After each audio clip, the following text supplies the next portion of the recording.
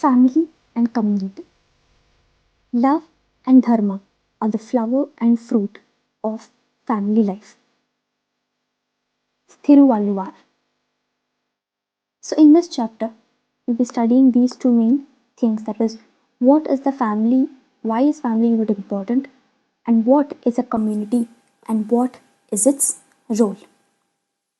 Family. So, almost all of us live in a family. The family is the fundamental and most ancient unit of any society. In Indian society today, there are several types of family, from joint family to nuclear families. So, a joint family has several generations living together, that is, grandparents, parents, uncle, and aunts. So, basically, there are two families.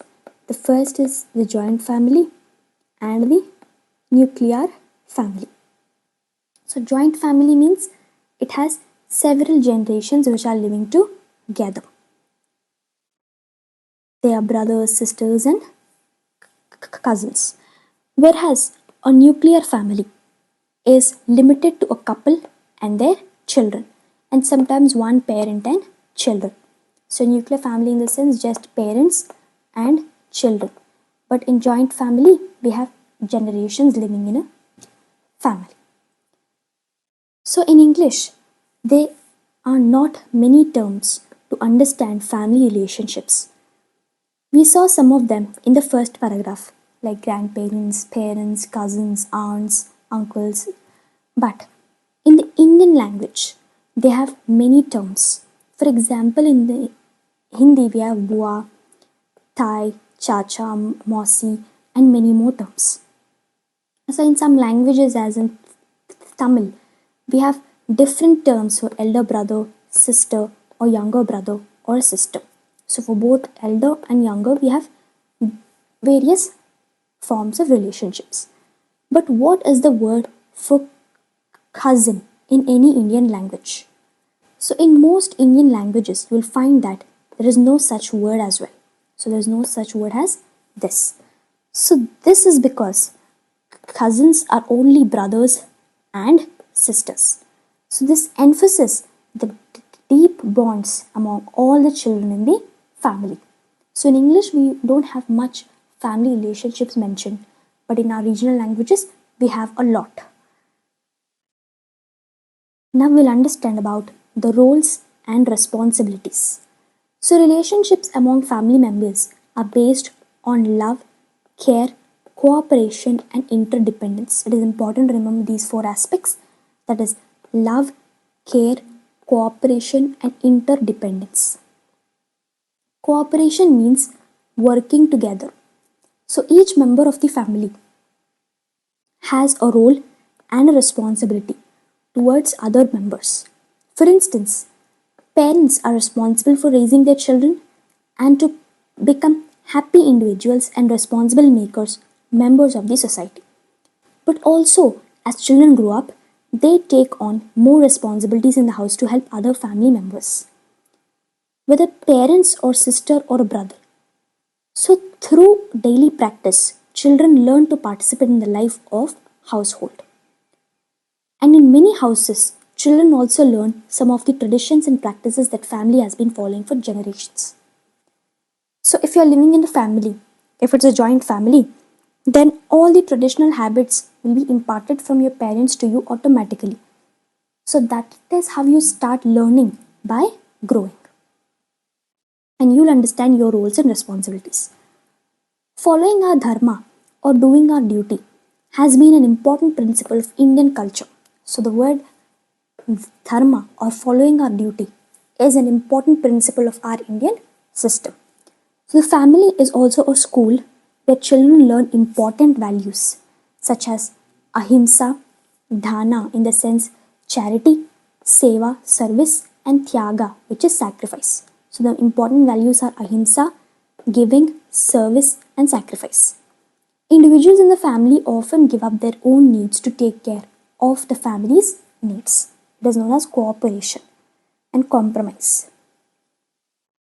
So, this is a story given for you for your understanding.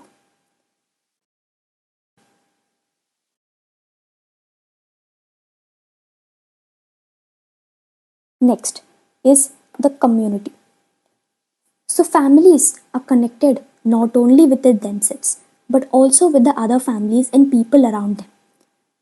So such a group of connected people may be called a community. So if you're living in a house, then you have your relatives somewhere else as well. So you make up a community. So members of a community come together for various reasons like celebrating festivals, organizing feasts, weddings and other events. So even apartment can itself be called as community, can be taken as an example. So in some villages, people come together to support each other with agricultural practices like land preparation, sowing and harvesting.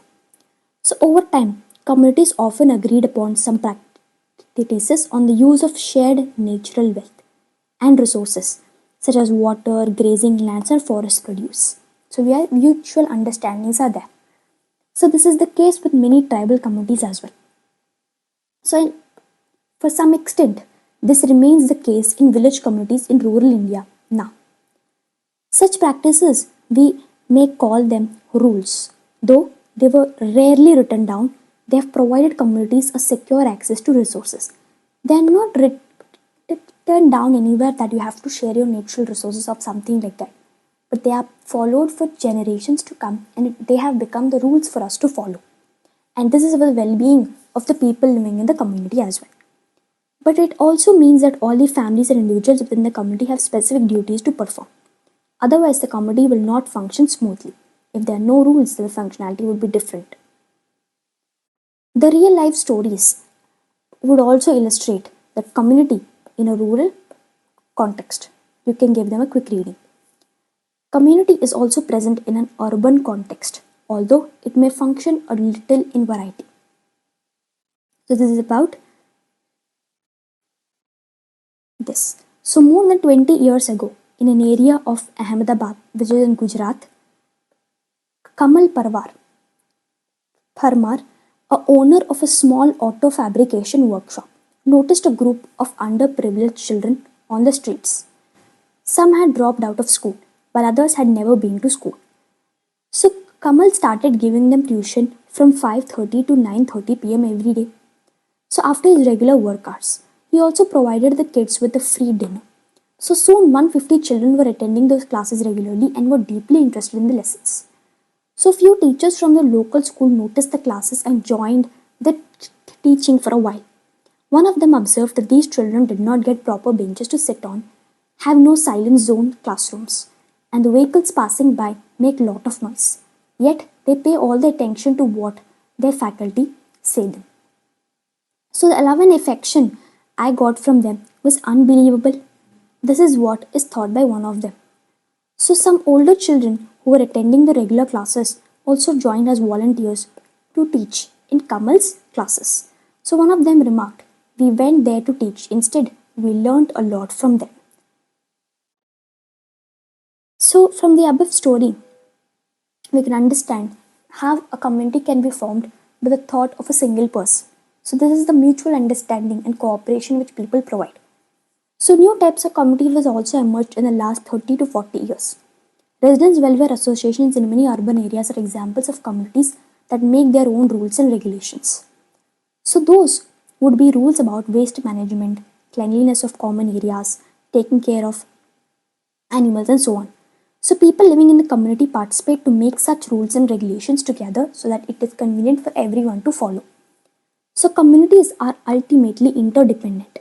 The same residents welfare association, for instance, will depend on trading community for supplies and also on municipal workers to handle waste.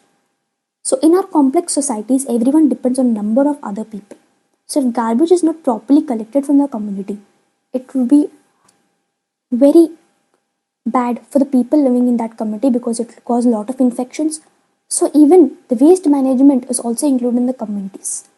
So certain rules will be made and the community will be also dependent on the municipal works as well. So there is an interdependence from community to community as well.